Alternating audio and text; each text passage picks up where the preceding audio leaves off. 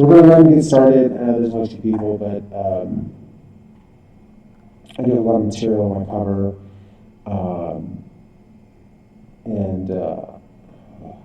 Okay. Let's just okay. So let's set up. One of the first things that I want you to gain when we're talking about parties is we've talked about sort of the structure. And I can't just say that. When we're talking about the structure of a party, we often sort of miss what they're doing, right? Now, there's a lot of talk about political parties that I just, if you become a political science major, we're going to talk about the committee system in the United States and how parties gain power and how they control their members and how they remain cohesive. And we need to actually talk about this as a cohesive party when we talk about authoritarian regimes and how they remain stable and right. Those aspects we did discuss. We have discussed parties a little bit before. What I want to talk about now is the difference between responsive and responsible. And when we're talking about parties, they're always balancing these two aspects. Always. There's no time when they're not trying to say, okay, what is the responsive thing to do and what is the responsible thing to do? And the first part that we have to think about is that any party needs to be responsive to its public or it won't get elected. Right? If you know that the party, right, let's call it the worthy party. Like if I was in a party and you were voting, you would vote for me, right? I'm not responsive to your claims, right? And you might think I am when I respond to your emails, or maybe I don't, right? But this isn't a response. You don't say, I want to change the course, and I say, okay. I say, no, this is the way the course is going, right? It's way too late to change it now. I think we only have like 2 or 3 weeks left before the end of instruction. So I'm not responsive, right? I'm clearly not responsive to any sort of claims about how the course could change for you, right? That's not a functional thing. So if this were an election, I would not get elected. You would vote someone else in, right? And they would take over. So, but why am I not responsive is because we get into this other aspect of being responsible, right? That the first part is, right, responsive is very populist, the short-term demand. What do you want right now, right?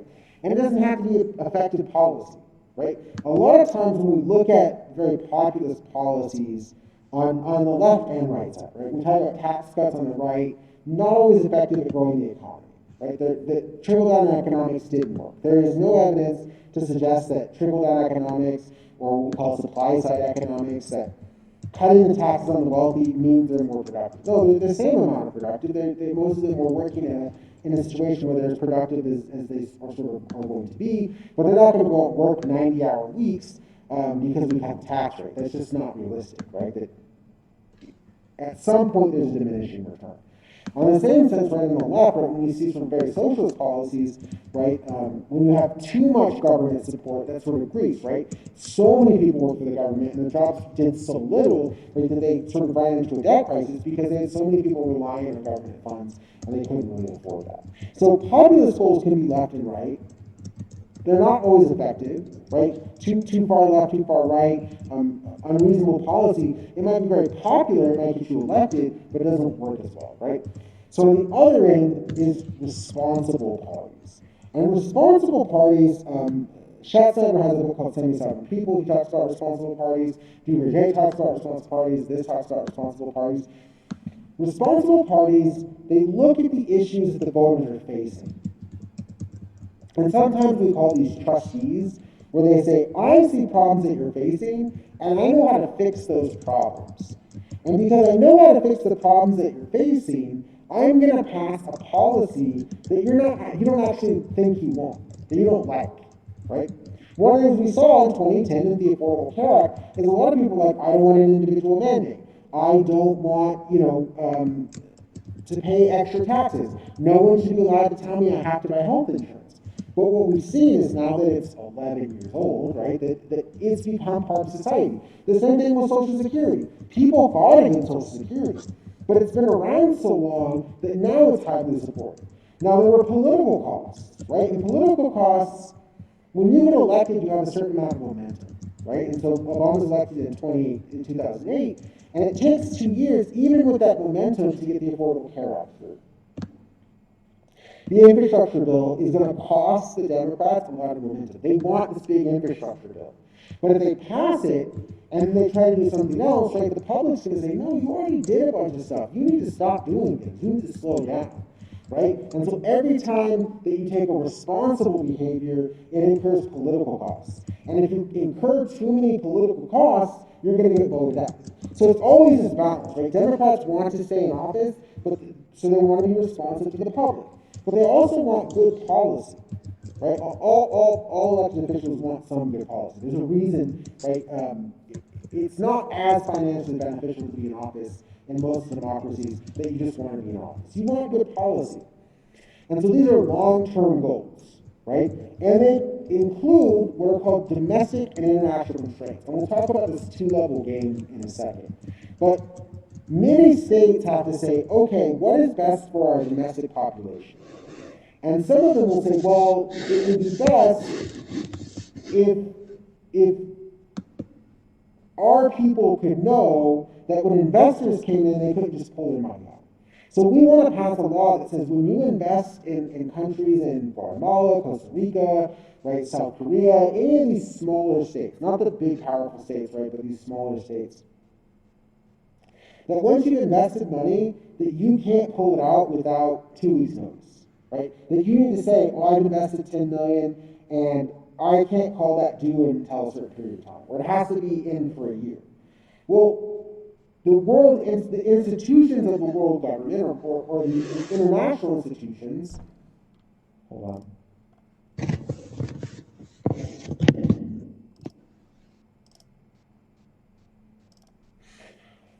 The international institutions might say, well, by doing that, you're slowing down trade. We don't want you to do that, right? So the World Trade Organization, the International Monetary Fund, the World Bank, they'd be like, no, don't do that. Don't put restrictions on how quickly money can come in and out. That's bad for you domestically, but there are international constraints that you can't violate, right? Because the IMF might say, well, we loaned you $100 billion, and if you start putting restrictions on trade, we're going to demand that money back, right? And so there's constraints, or real constraints on what parties can do within their own country, because they're not just dealing with the domestic sphere, they're also dealing with the international constraints.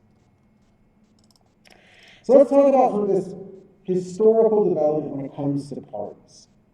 The first role of parties is representation. So the first reason why we have parties is that there are some elites and some interests that sort of combine to fit with very specific identities, right? If you're a landed elite, then you want a conservative party. You want to stick to the status quo. If you want a complete upheaval of the system and you want new social safety nets, then you're falling into some sort of socialist revision, right, where you want to change things. And so you get this representation where each group, right, when we look at the elections in Iraq in I want to say 2006, right, where they first had democratic elections. And there were like 100 parties. A ton of parties. And one of the parties that existed, it doesn't exist anymore, was the soccer party.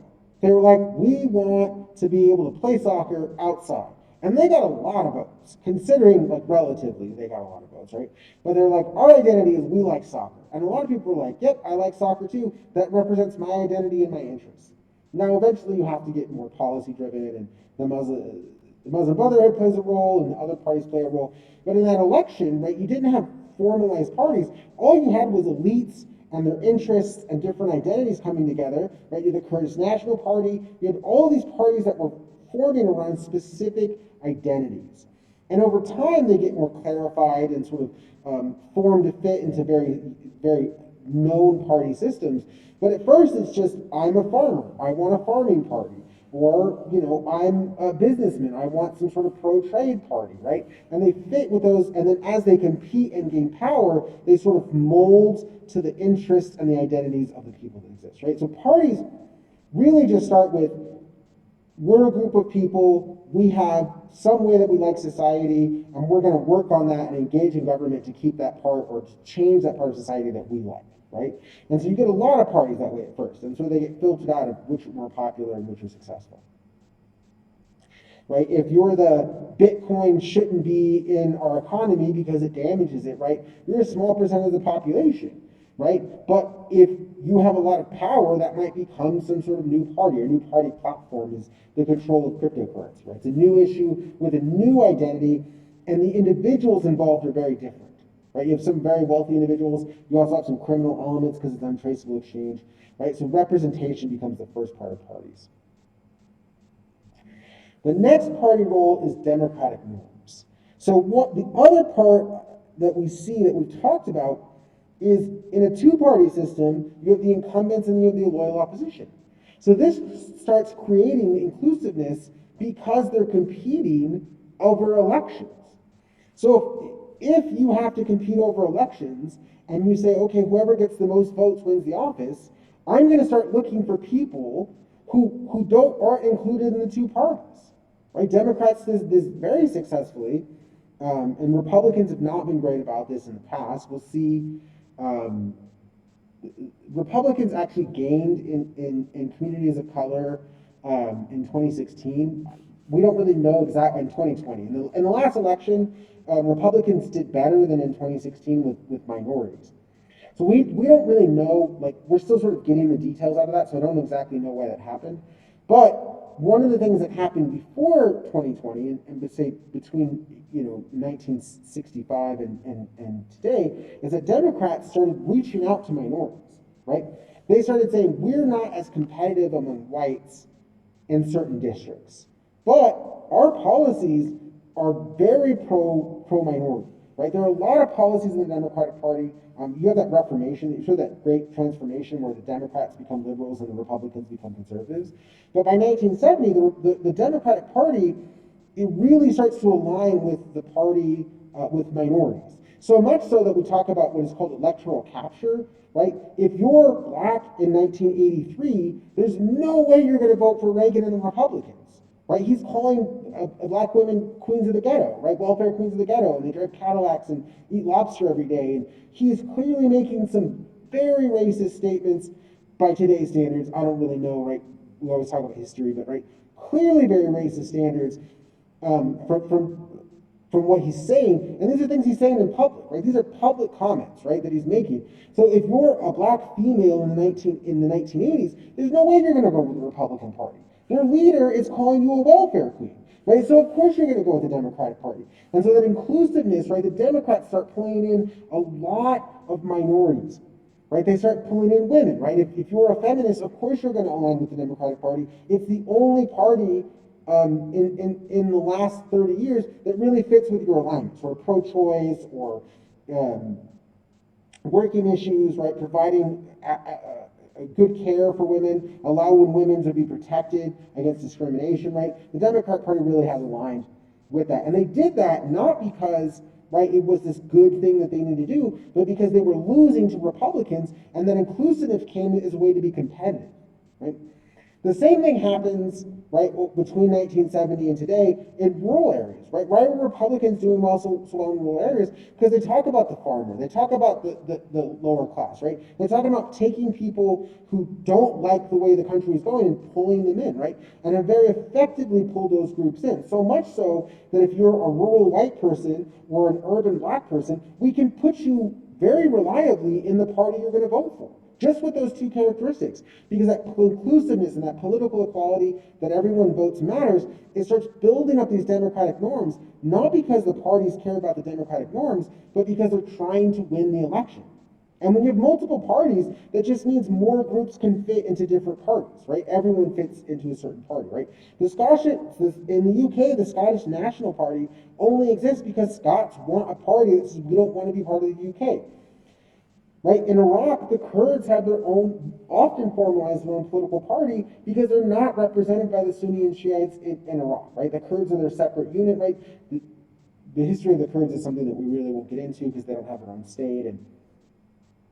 But they live in Syria and southern Turkey and northern Iraq, and they sort of have their own national identity in their group, right? And so they are going to have a party in each of those states that represents just them, as long as the electoral system allows it. And so each one of these parties is benefiting inclusiveness, right? Each group has a voice because they can find a party that's willing to support them in order to win an election, right? The very different behaviors. And when you have parties competing over votes, political equality starts to come in because every voice matters. Because if you're a voice for an LGBTQ community, right, that is a community, right? We talked about like Harvey Milk in the past, right? That community has a lot of votes. And as we talked about in the last section, people self-segregate. People always self-segregate, right? This is just something that is very worrying, but very true, is that if you're, right, and I'm from California, so if you're, right, gay in the 1980s, and you have a choice between living inland where I grew up, right, in Northern California, or living in San Francisco, you're going to move towards San Francisco because you have a larger community there, you have a more support network. You actually have more legal protections in San Francisco than where I'm from in the Sacramento area. Right? So you're going to move and sort of congregate where people who are like you, where there are protections for people who are like you, right? So this is a very normal thing, and because you have these groups concentrated in different areas, right? You have even today, which is still right, Oakland, which is right next to, I mean, literally right next to the cities actually touch, right? The line between Oakland and San Francisco is an imaginary, arbitrary line between the two districts, right? Oakland is very, very diverse and has a very large black community, and in San Francisco it's predominantly white, right? And so these are two towns next to each other that have self-segregated so much over time, whether it's because prices forced out minorities, or because they wanted to live next to each other, or a whole host of horrific reasons, right? That if you represent Oakland, you're going to want to care more about people of color because that's the way you're going to win the election. Or if you live in San Francisco, you have to deal with white elites, right? Different behaviors, different values and beliefs, right? And so those things happen that everyone gets their own representative, and then it really builds this norm of political equality because everyone is reaching out to someone for the vote. Everyone's vote matters to be pulling these things. The next part about these democratic norms is long-term viability. When you have a party and you want to win this election, but you also want to be able to win the second and third and fourth election, or you might be willing to lose the first election because you know the way the demographics are going that in 5 years, 10 years, 15 years, you're going to be winning a lot of elections, right? Democrats actually did this very successfully. California, right? Reagan was from California, right? California was a little more Republican. Nevada was more Republican about 10, 15, 20 years ago. And Democrats saw that while you do have Republicans growing in numbers, not nearly as quickly as the numbers that Democrats are growing, right? Most people in the Vegas area actually moved to the Vegas area at some point in their life, right? The population isn't growing because of children who are growing up here. It's actually growing because more and more people are coming here. And the people who are coming here are much more diverse and very democratic. And so the Democratic Party says the Las Vegas area, which is 75% of the state of Nevada, is going to be much more democratic. So Democratic representatives, they're going to want to tie into that. And so that long-term viability is really part of these democratic norms that parties play, right? They say, we want to have a long-term viability. We really want to engage in long-term roles in Congress or in the legislative branch. And so we're really going to start pulling in the issues and the things that matter to the people around us, and we're going to respond to that. And the last part is international responsibility. So there's an article by Putnam in 1988. It's called A Two-Level Game. And it's really just a rational choice thought. You're always trying to make your domestic population happy, right? To the best of your ability, you say, okay, what does my domestic population want? And I'm going to try and find some way to find my voters, my supporters, my base, right? I'm going to try and find some way to make them happy. But every time that I am trying to make my voters happy, I have to consider what that means in the international community. One is the restrictions. Can I just not do that, right? Are there some things that I just can't do, right? In many states in the past, they wanted to nationalize their oil systems. But companies came in and built up those oil systems in exchange for access to the oil. So if you nationalize that, right, the international community would say, no, you can't nationalize it. That was built by a corporation. They have interests to protect, right? And so the World Trade Organization and the World Bank would try and stop you from doing that. Or they would place sanctions and say, basically, you stole the property of these companies. So there are limits on what you can do. There are also times when you know that you need to have a different point in your society. If you're a weaker state, an underdeveloped state, and the United States or Western Europe buys a lot of resources from you, and the reason why they can buy them so cheap is because your labor standards are low. And you know that you want to, that you're looking to improve the lives of your constituents, and so you want to make the labor conditions better for your citizens. You want to pay them more, you want to make sure that they have better safety standards, you want to increase, you want to decrease the likelihood that they get harmed. All of that costs money, so all of a sudden your bauxite or your iron or copper or whatever resource that you're selling, it becomes more expensive, and then all of a sudden the United States, the Western states, China, they don't want to buy it anymore, right? And that damages it so badly that your economy falls apart. And so you're always playing this two-level game. What's best for my constituents, and what can I do in the international community? And so those democratic norms that come from that are finding ways that you can work with your constituents to say, this is what's possible, right? Politics is the art of the possible. What is possible, right? And so you're always trying to find that balance, and this two-level game is just, what can I do for my people? What is possible in the national community, and how do I bridge that gap so I'm benefiting them the most, right? And we have seen this happen quite a bit, where the state that is selling the national resources, they build up a better economy, they start to improve their labor conditions, they start to raise their wages, and because the cost of the product increases, right, the United States or the corporations that exist, or Western European states, or even China, they just go somewhere else.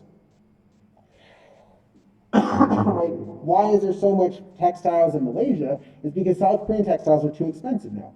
And when they get too expensive in Malaysia, we'll find some other place where they're sold at a different level. Even India, which used to be the sort of bastion for labor, its labor costs are going up at some point that many corporations are looking elsewhere for their cheap labor, right? China's had this problem, right? All their labor is getting more expensive.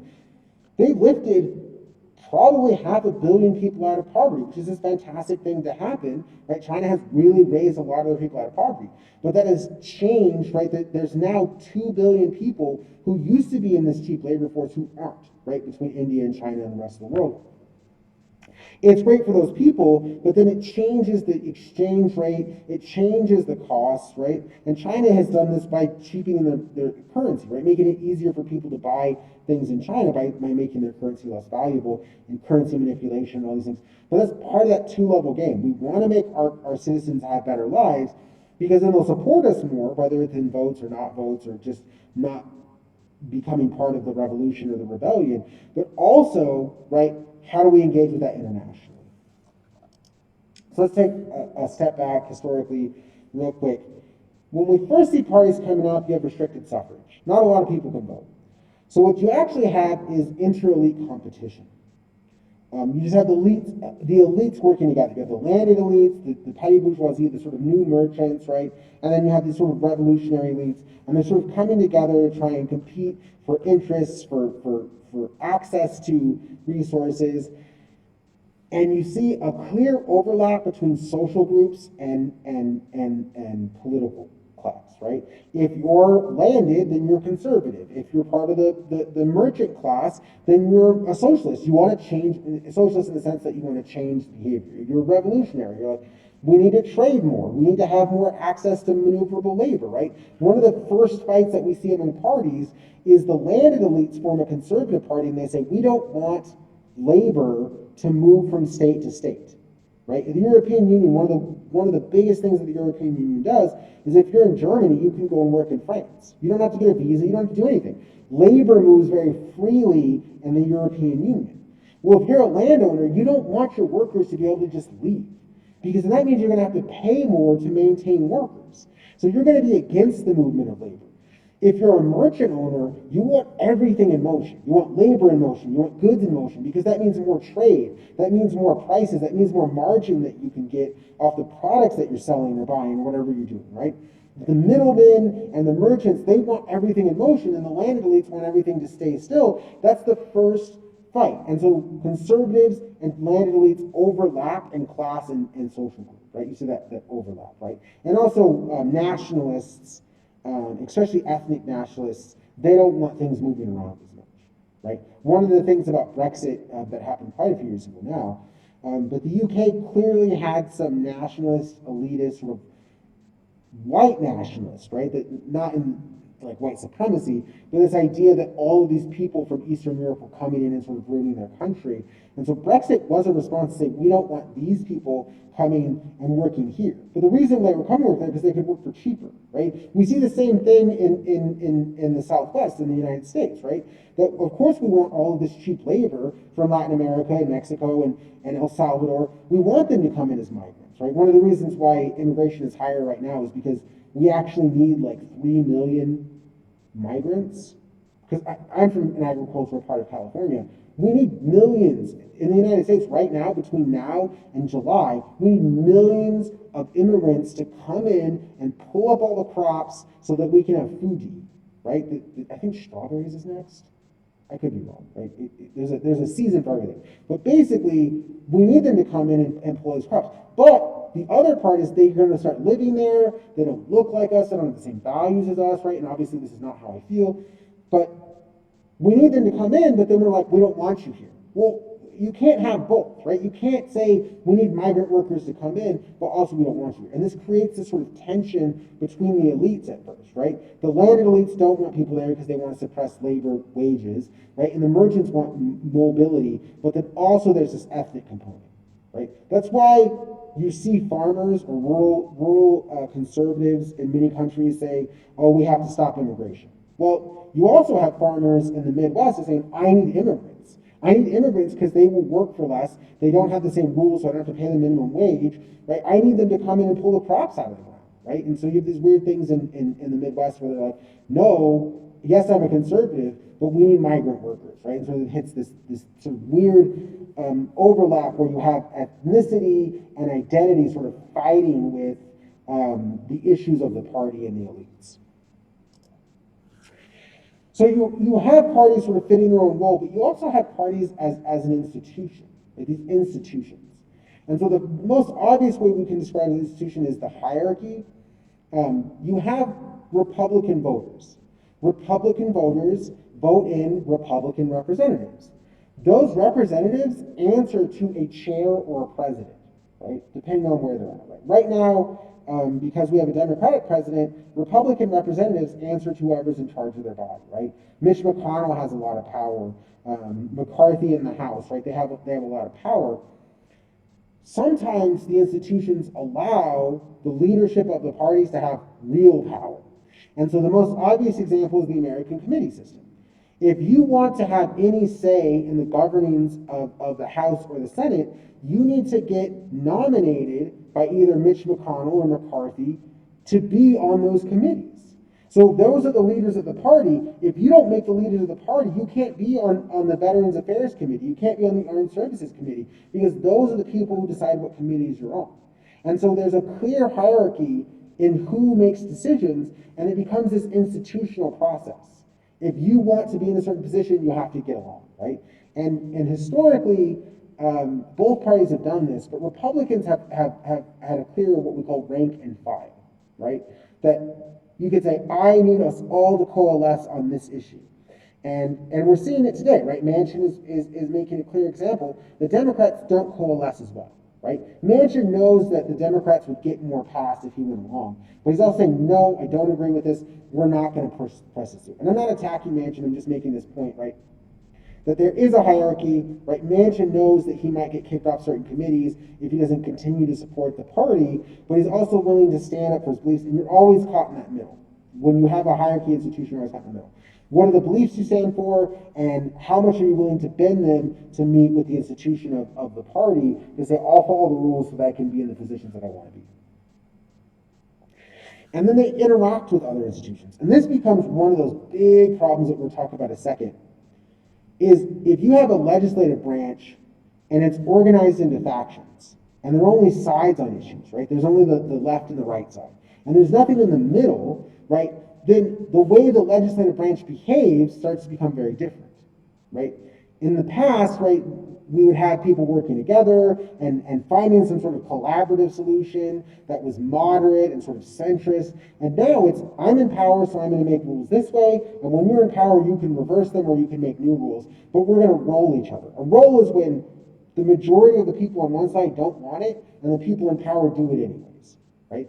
That you will see in the next year the Republican Party get rolled against what things they don't want. And you saw between 2016 and about 2018, right, the Republican Party rolled the Democratic Party, right? The Democratic Party didn't want things, the Republican Party did it anyways.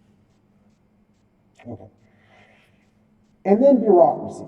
Now, bureaucracy being affected by parties is really problematic. Bureaucracies are always supposed to be trying to find an effective way to do the things that have been voted on, right? So if we pass a law, the bureaucracy says, okay, you passed a law that childhood obesity needs to go down by 6%, right? That we need to make it a goal of reducing childhood obesity.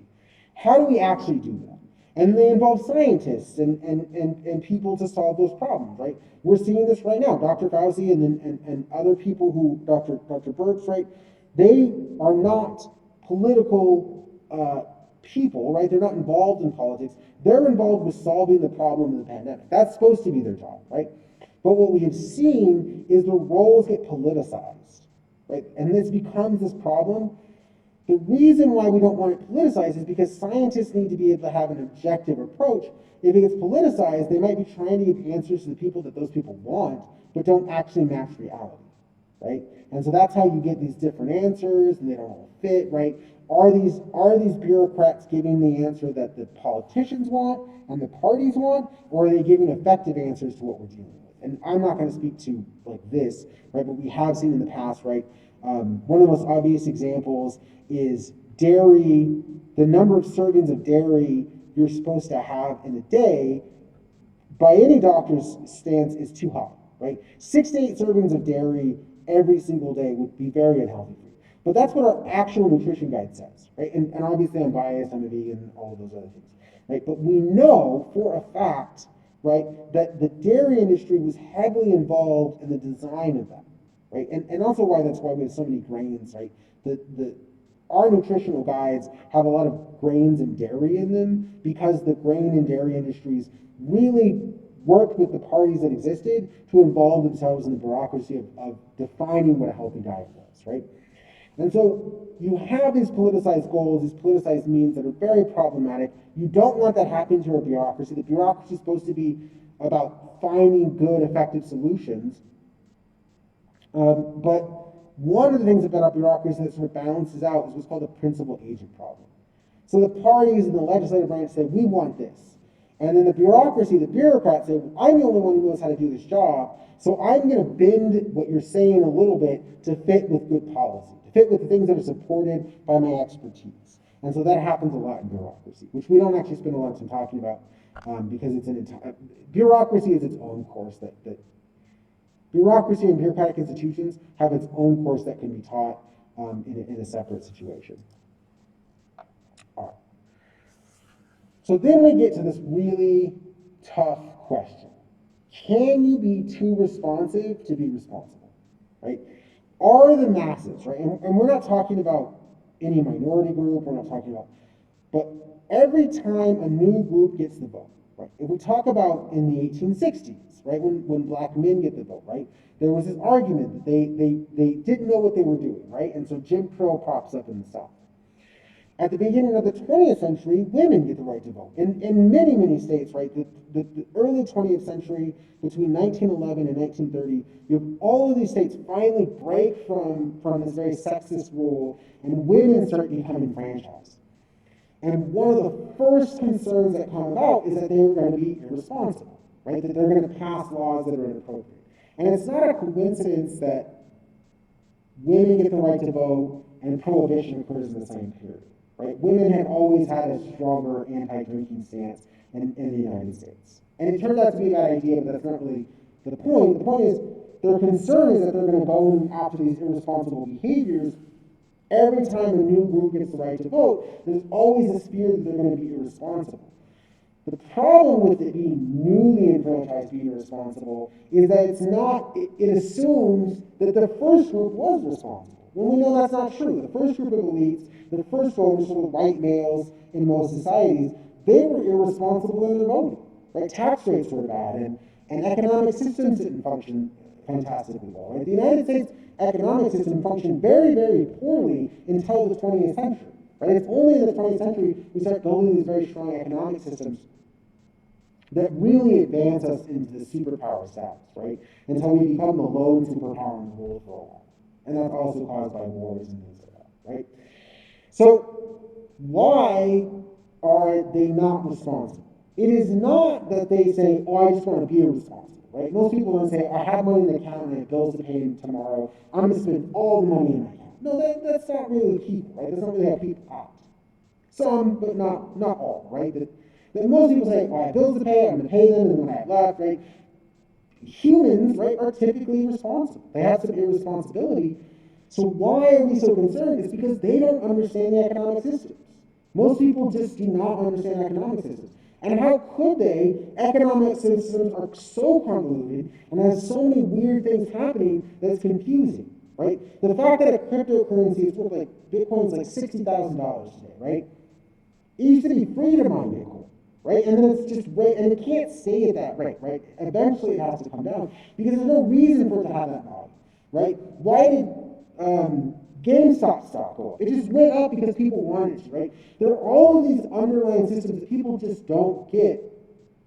And so, of course, they can't make responsible decisions about the economy because there's so many economic systems that don't really make sense, right? Why are stocks so high when business is down, right? This happens a lot, right? There's just incongruency. And most people won't ever be able to understand. It's just impossible, right? Even I, right, don't have an economist understanding of how to make good policy about taxation and spending, right? That's for someone else. My specialty is not there. It's not how to spend the money that the government has. What we do know is that most people want more services and less taxes.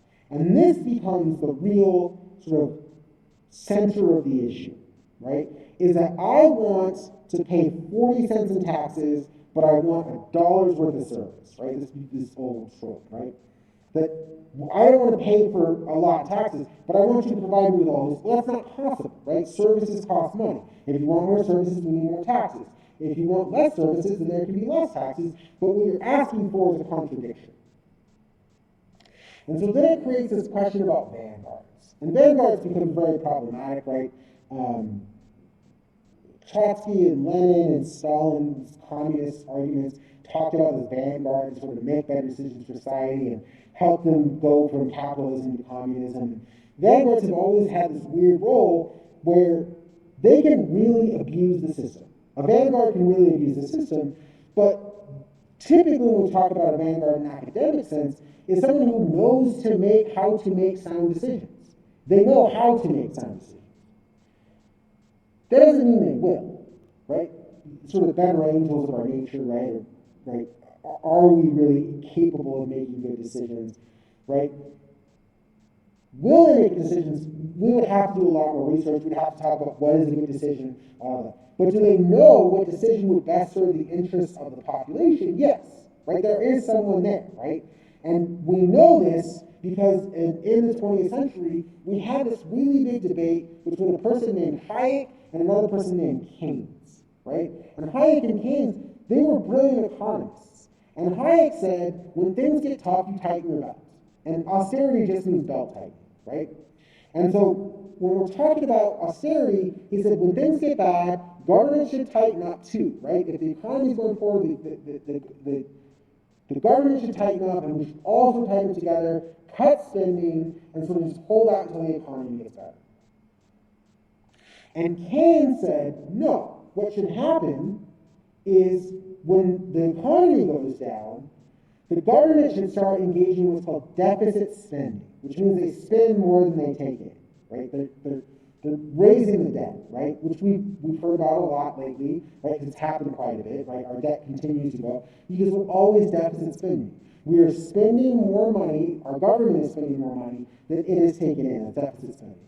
And so Keynes makes this argument that what you should do is when the economy is having a bust cycle, right, the government should come in and hire a bunch of people, like the infrastructure bill of the New Deal era, right? Not the way that the New Deal worked in the 1930s, not the New Deal that we're talking about today. But we should hire a bunch of people to build bridges and set up the system, and all those people will go to work, and even though the government's losing money, it'll spring the economy back to life, and then when the economy's back to life, all that taxes will come in to sort of help the government handle that deficit spending. Well, one of those things says we have to just sort of take our medicine, and we have to have austerity, we have to tighten our belt, we have to be responsible. And the other one says whenever things happen, the government should come in and fix the problem, right? Well, which of those probably is a party going to fall, right? Not which one of those is most sound, because Hayek and Keynes both have very strong and good arguments economically, but which one of those do you expect parties to follow? Obviously Keynes, right? Keynes is saying when things go bad, give the economy money, buy people things, right? If you're in a situation where things are going bad, you will see every party in every state provide for the people who are suffering. Because, yes, that might help the economy. There might be a sound decision by the vanguard, but that is not the reason that they're, more than likely, that's not the reason they're doing it. The stronger reason we should expect them to be doing it is because if you're in a bad time and you say, I need help, and I come and help you as the government, then you're going to elect me. You're going to put me back in office, right? That's responsiveness. And so this comes apart. If Keynesian economics doesn't work, then we're all in trouble. Right? Because Keynesian economics is definitely the approach that parties are going to make because it's going to help them get elected, right? I think I mentioned this already, right? Nixon very famously says we're all Keynesian now, right? We're all Keynesians now because obviously any political party in power is going to take the Keynesian approach so that they can stay in power. So now we're going into this post-World War II era, right? This is actually the rise of Keynesianism. After World War II, there's this what's called the Bretton Woods Conference. And John Maynard Keynes is a British philosopher, and he sort of meets with everyone in Bretton Woods, which is in New Jersey. And he starts talking, and he's not supposed to be a major player, but his idea just takes hold of everyone. Because it's really popular for parties to say, oh yeah, we can deficit spend, and our people will like us, and you're saying it'll actually work. It fits with responsible, and it fits with responsible, right? We can match what the people want and be responsible. But there aren't a lot of policies that are both responsive and responsible. After World War II, you have basically two powers. You have the Soviets and the Americans. And the Soviets and the Americans really care if you're capitalist or communist and not much else. And so if you're a weak state and you're say you're in Latin America, but you're a capitalist, you're like, yep, we're aligning with the United States. The United States doesn't care what else you're doing.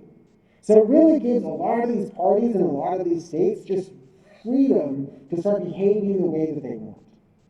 The other aspect of the Cold War is that both the Soviets and the Americans really start promoting national identities. Because national identities actually defend against foreign influence, right? And they start saying you should all have one national identity, right? You should have this national identity that transcends ethnic groups, that transcends religion, right? You're all Venezuelans, you're all Brazilian, you're all, right, Egyptian, right? You should have this big national identity, and it's going to strengthen you. If you're a communist or capitalist, it's going to strengthen you as this national identity. So parties really become powerful because they say, oh, we're all Egyptian, we're all, right, Sudanese, right? We're all one group. And we're not being restricted by the international community, so let's really engage in what we can do with you. One of the things we do see that's very problematic, I don't want to gloss over this, but this is for Political Science 231 for those of you that become interested in this, right? What you do see is the national identity becoming, I'm Sudanese, and Sudanese are, and I'm not using real ethnicities because I want to get this wrong, and I don't, but I'm, Makah, right? And the Makah people are the Sudanese people. And I'm just making up names because I don't want to put this into that type of conversation. And if you're not Makah, then you're not really Sudanese. And so you need to be excluded, right? And it leads to ethnic cleansing, ethnic groups being pushed out of countries, right? You have this sort of overlap between ethnic identity and national identity, and it really starts to coalesce in these parties to the point where even today, when you look at far-right parties, they happen to have in Europe and the United States, they also happen to have this white supremacy, white nationalism, because they were pushed into that, the parties were pushed in that position where national identity and ethnic identity really became overlapped so that they can be in power, right? Not that they didn't embrace it, right? And far right and far left have their problems that we just don't have time to discuss and aren't really appropriate for this course. When you have these strong national identities, you also have solidarity, really strong solidarity, Iranian solidarity, right? Iranian solidarity was very strong during the Cold War, and then sort of shifts, it sort of shifts after 1979, but even today, right, it's not as strong as it was during the Cold War, right? Even though it's sort of isolated, right? Not Iranians were one community much more strongly, and this was in part because we split the world into three places. A lot of people talk about third world countries or first world problems because when they talk about a third world country, they talk about underdeveloped. But that's very inaccurate. We talked about this already, so just very quickly. First world is the Allies, right? The United States, the Western world. The second world is the Soviets, right? And the third world is actually the independents. And the reason why we often talk about third world countries as being underdeveloped is because they didn't align with one party, so they didn't get the assistance that the other first and second world countries did. And so sometimes when people say first world problems, they actually mean like wealthy country problems, but first world has become so synonymous with that because there are a lot of former Soviet states that actually have very strong economies and good living conditions, but they just don't have that phrase first world problems because they were never part of the first world because they were part of the Soviet Union. So after World War II in this Cold War era, you could really focus on domestic issues. You had this split between three different parts. And whatever part you were in, they didn't care what you were doing domestically as long as you weren't aligned with one of the other parts, right? You couldn't be unaligned. You had to be either in the first or second world, but once you were in the first or second world, right, the Soviets and the Americans didn't really care what you were doing domestically as long as it fit with their ideology. Right? If Brazil is capitalist, it doesn't matter what else is going on because it's still a capitalist, strong national identity state aligned with the United States. So the rest of the domestic policy wasn't as controlled. So then, right, you have all this freedom, and then you start having these questions about where should parties exist? Should they be in the public life or the private life? Now, when we talk about public life, we're talking about laws, taxes, right, roads, bridges, very, very public things. Progressives start getting to things that are very private. First with education. But in the 1860s leading into the 1910s, education just sort of becomes this very public thing where everyone has to go to school, right? In the 19th century, we just transition, and so schooling becomes everyone has to go to school, and it's very public, but it's just free schooling, and it also includes childcare, and people don't really fight it. The next part is poverty, food and shelter. And for a long time, before we get into the Cold War era, if you didn't have a place to live or you didn't have food, that wasn't really the government's, that was your private life. Whether you were doing well privately wasn't really the government's issue, right? Only that you had rules to protect you from discrimination and you had access to opportunities, but if you didn't get those opportunities and you were broke or hungry, that wasn't really involved. And so American progressives and democratic socialists and liberals and leftists all over the world is starting to get involved in your private life. Do you have enough to eat? Do you have access to medical care, right? And this becomes in the 20th century and now in the 21st century very common for parties to be involved in how well is your personal life doing. Are you protected, safe? Do you have medical coverage? Do you have enough to eat, right? This becomes part of that. This is actually fought a little bit, but it's more about how they provide shelter and services than about whether or not they're involved in that. And then in the 1970s, you get this campaign by mostly radical feminists to make the private life public. And this became this huge fight about what parties should be doing. Should parties be engaging in behavior that's inside a home, right? Remember, the 60s and 70s, this is Roe v. Wade, right? So women have a right to privacy.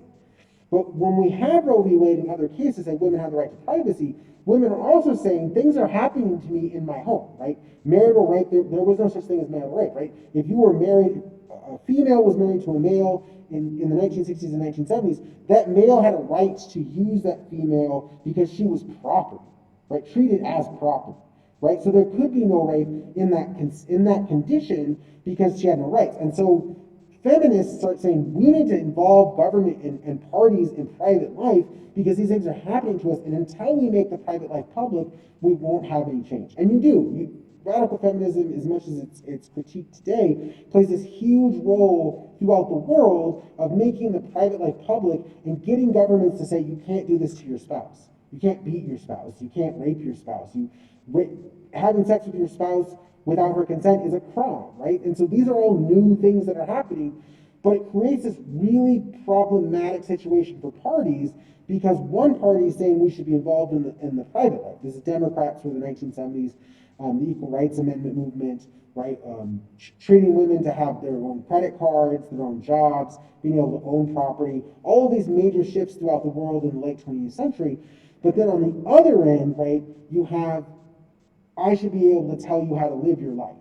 I should be able to say whether or not you can take contraceptives. I should be involved in whether or not you can have an abortion, right? And so making the private life public, involving parties in the private life plays this huge role. And unfortunately, but very obviously, it plays a larger role in female lives than in male lives. And I know I'm making a distinction between sex and gender, but at the time, right, remember that government isn't really engaging with transgender community. Not that it didn't exist, but the government isn't engaging in that at all, right? So we're really talking about women, females, XX in the community who are dealing with not being allowed to have their own property, not being allowed to have their own credit card, not being allowed to work certain jobs, and then of course having husbands that are abusive and there's no one they can turn to, right? You can't even go to the cops because what he did because it was your property isn't actually a crime. Right? So all of these things start to become an issue. And so what is the appropriate sphere of parties? It sort of breaks down and we're sort of still reassessing how involved we should be. Right? Especially now, right? When should you wear a mask? Who has a right to say you can wear a mask? We're seeing all over the world, a lot of places are saying, no, you should only wear a mask if you want to, it should be voluntary. And a lot of places say, no, the government should force you to wear a mask because it's a public safety issue. Right? Even in private, right, you shouldn't be allowed to have gatherings of 10 or more, right? Well, who knows if you have 10 or more people in your house, right? This role of the party is still very difficult to define. The next is the executive versus the legislative. So where should politics end, right? Now, we have this expression, it's very dated, I don't even know if people even use it anymore, but that politics ends at the water's edge. And all that meant is we can have these divides. Democrats and Republicans fight, but then when we go into foreign policy, we should be unified. We should be unified in the defense of the nation. And whether or not that's true, whether or not that's changed, right, that's not really the point.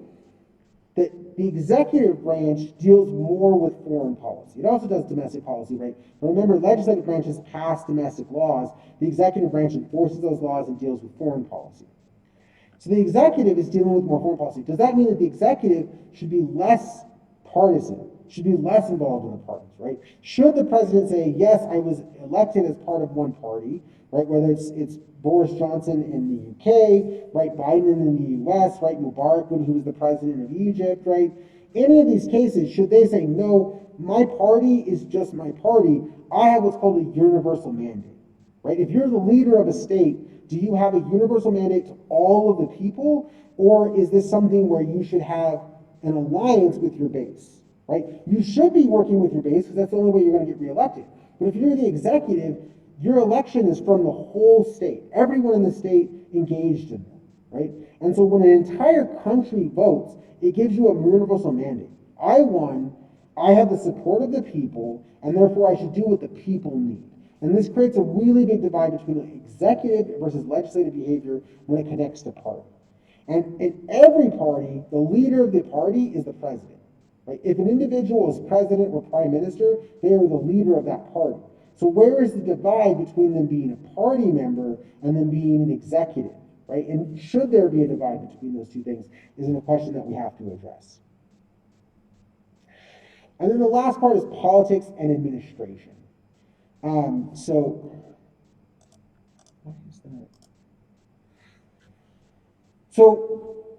in politics, these are elected positions. They run for election, they get elected. Not every position is elected. Some are appointed. And some are appointed not by the people who are elected, but by an internal bureaucracy. And so we run into the situation where we have Senate confirmation, right? We're talking about a bureaucracy. Some people, like the Secretary of Defense, the Secretary of State, they're confirmed by the Senate, right? And so they have to be in a position where they're aligned with the party, right? Whoever picks them says, I'm going to pick you because you're going to align with the goals that I've set from my party, right? Biden's going to pick Democrats for these Senate confirmations to be in these positions. Trump was going to pick Republicans to be in those positions. People who are aligned with the executive and the party. There's another group of people who get their job not because they're supportive of the party, not because they are aligned with the party or because they go through Senate confirmation, but because it's a meritocracy and they've worked their way up. And so we're dealing with this right now, so I'm going to use the American example because it's most obvious, or it should be most obvious because it's been in the news a lot. So Dr. Fauci, right, Dr. Fauci is, we should all know him by now, right? He's come up so much, whether you like him or hate him, that's not really the problem. He's not an appointed position, right? He isn't appointed, he is added to a job, right? But he doesn't go through Senate confirmation, right? He's the lead researcher for allergy and infectious disease. The reason he is in that position is because he's got a degree that specializes in infectious disease, right, in those factors, and then worked and got experience in those fields. His is a meritocracy. His experience and his skill set got him that job, right? Whereas if you're Secretary of Defense, yes, you need experience and education, but also you have to be aligned with the party. And so when we're talking about this, should this person be in that job? Well, is that person qualified? Right? Sometimes, right, is this person qualified for this job? That's meritocracy. On the other end, should we be deciding people whether or not they have the merits for the job or they're aligned with the party for the job? And sometimes you want one or the other, right? When it comes to medicine, you typically want doctors, right? You want medical doctors to be handling medical issues. In the same way you want engineers to be handling bridges and roads, right? You want those expertise. But at some point, you want the issues and the goals that you want to be represented. And then you need someone who represents the party, right? And this is why we have some positions be Senate confirmation, and some people appointed by the party and confirmed by the legislative branch. In many states, we see this, not just in the United States. And then some you want a meritocracy. And it depends on the position. And sometimes we will argue that we want some positions to be Senate confirmed when they should not, right? We know that they should not, right? Anytime we're talking about someone whose expertise is deeply scientific, right? We don't want NASA employees, right, to use something that's not as politicized, right? If you're head of aeronautical engineering, right, you need to be an engineer. Right? If you're developing the new shuttle to put people into space and to put people on the moon and put people on Mars, we want scientists doing that. We don't want politicians. And so there are some clear lines that are there, but most of them are blurred. Right? Most of them are blurred. So this is, what is the appropriate state of the party? Should the party really be involved in the bureaucracy? Should Secretary of States, right, the people who run elections, should they be partisan appointees? Right? Does that cause some sort of influence, right? And I'm not saying any election fraud or anything like that, right? We have very, very, very free and fair elections, very observed elections, right? There's no widespread fraud, there's no evidence of that, right? Just because it keeps coming up in other factors of my life, right? So let's just finish with why these parties exist. We've talked about what parties are, what they do, the way that they can be structured, they can be more politicized, they can be more meritocratic, they can be responsive, or they can be responsible. Why would they be responsive? Very obvious. Elections, right? We introduced Mayhew a while ago. He has a book called Congress, the Electoral Connection. You want to be populist. If you're the most popular candidate, you're going to win the election. So you want to win an election, so you want to be populist. What do the most people want, right? So that populism hits very easily. Most people are focused on short-term goals. So if you're responsive, you're going to be looking at short-term factors. That's what you're going to go to. And then you're also going to use a lot of rhetoric, right? You're going to say, this is wrong, this is right. But you may not be as active in pushing policy through, right? You'd be like, what's happening at the border is wrong. Okay, then what should we do? I don't know, but what's happening at the border is wrong, right? And I could use this for any administration, right? The last 10 administrations have been dealing with immigration, and it has just been a continuing issue that we don't have a great solution for, right? It's been almost 40 years. In the 70s, in the late 70s, yeah, it's been over 40 years. Reagan gave amnesty to immigrants, right? He said, if you've been living in California, before he was president, he said, I'm going to give you amnesty. Anyone who's been living here, they can go and apply through the process. And even though they've been living here for 5, 10, 20 years too long, that's fine. That's something Reagan did. And then as president was very anti-immigration, right?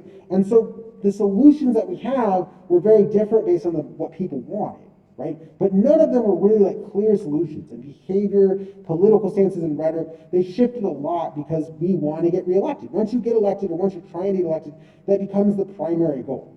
What can I get the most people to agree on that I should be in office rather than the other person? The other incentive structure is policy goals. And Las Vegas has this really great example about water treatment. Most people don't know, most people who live in the Las Vegas area don't know that we recycle water. We use what's called gray water. So any wastewater that's used in the Las Vegas area, it goes through a treatment plant. It is cleaned and sanitized and to the best of our ability, and then it goes back into our water system, right? It goes back into our water system. And because the pipes aren't separate, right, that just means that the possibility of contamination is there, right? The water itself may not be at the highest level of quality compared to rainwater or water that's coming from a reservoir. It would be very unpopular if people knew about it. If people don't talk about it, they're not interested, they're not involved in it.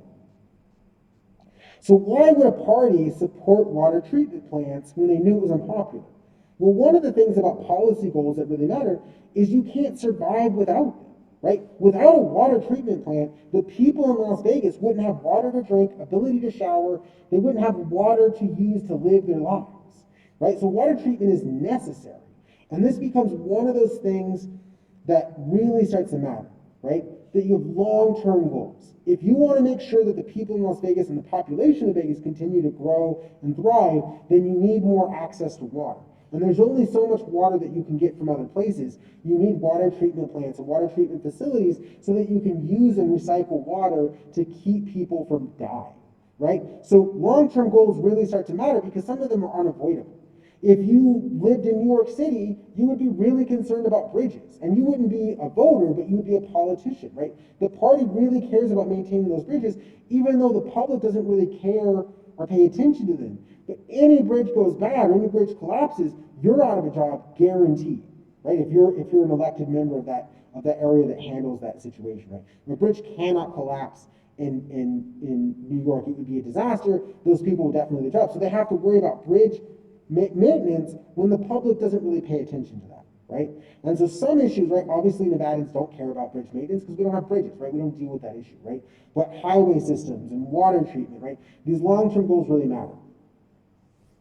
One of the ways that parties can do both, they can be responsive and they can be responsible, is through bureaucracy. I can make the bureaucracy the bad guy, right? We hate the DMV. We hate the IRS.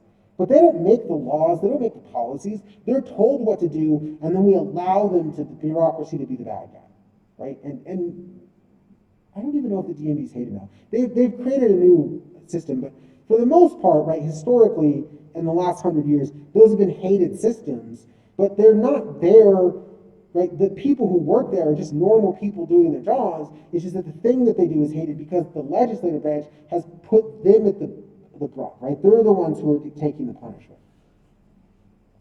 And then the last part is jargon, right? When we talk about treated water or gray water, what we really mean is sanitized wastewater, right? We use language to sort of hide what we're talking about. In 2010, when the Affordable Care Act was passed, there were a lot of fees. And the architect of the person who wrote the Affordable Care Act, one of the architects, one of the things he said is, I couldn't use the word tax. If I used the word tax, it would create all these problems and the American people would hate it. But as long as I said it was a fee, or if it was a cost, as long as I didn't use the word tax, the American people weren't upset about any costs associated with the Affordable Care Act. And so you can have these two incentive structures, and a good party will find a way to hide the unpopular policies that help the people out and enhance and promote the things that are popular, right? And so parties are working with both incentive structures, one to get reelected and one to serve long-term goals that they promote. Okay, so we've talked about parties a lot. I have 1 minute left, so I took a little longer than that. I thought it was going to go short. The exam's going to pop up. It covers, let me actually bring up the syllabus so I can, it's going to start at the exam 2. I know we just had an exam and it feels like they're coming back to back, but we're going to be talking about the modern state, right? For those of you that are watching the YouTube, right? You can just look at the syllabus where it starts with the March 26th. So the modern state, how do we get to a modern state, right? War rivalries, external threats.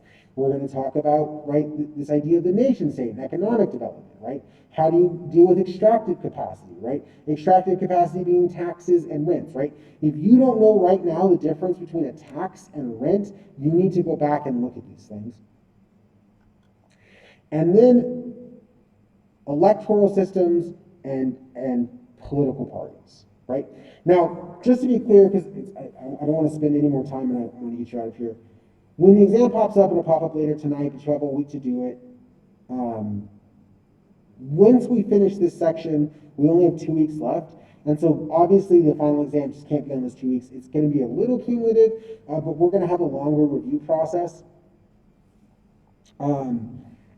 Once you finish exam 3, start really focusing on that paper. It's due in 2 weeks, 2 weeks from today, right? The paper is due in 2 weeks from today.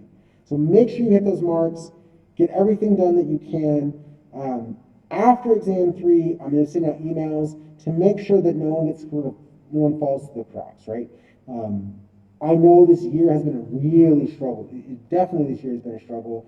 We're sort of reaching into the semester. It looks like we're going to be able to open back up in the fall. I don't want any of you to fall through right now, right as we're sort of getting to the end of the hardest part, right?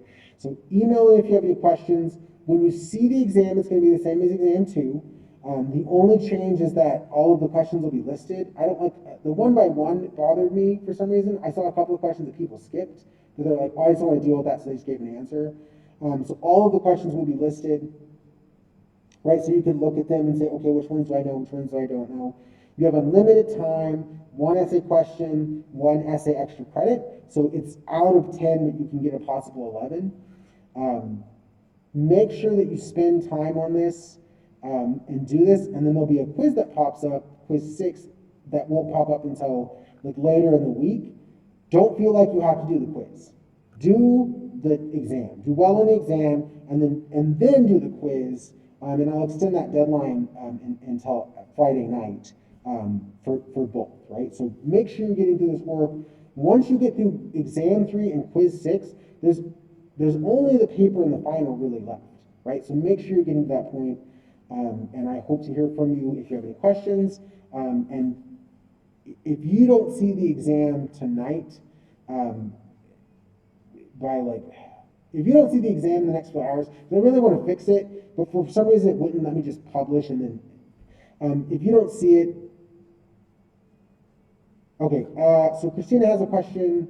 The rubric, the paper rubric is on the main page. So right below syllabus is paper rubric, explaining the paper. And then the paper submission is open, because I already have some paper submissions. Yeah, the rubric, I hope that answers your question, but there is a multi-page, like 2 or 3 pages, rubric on exactly how I'm going to grade your paper. And so if you open that rubric, you should be able to get a clear answer. And if you're not sure about something, you can always email me directly. But I hope that answers your question. Okay, so if there's nothing else, right? I know there's only 3 people. I'm going to end the recording.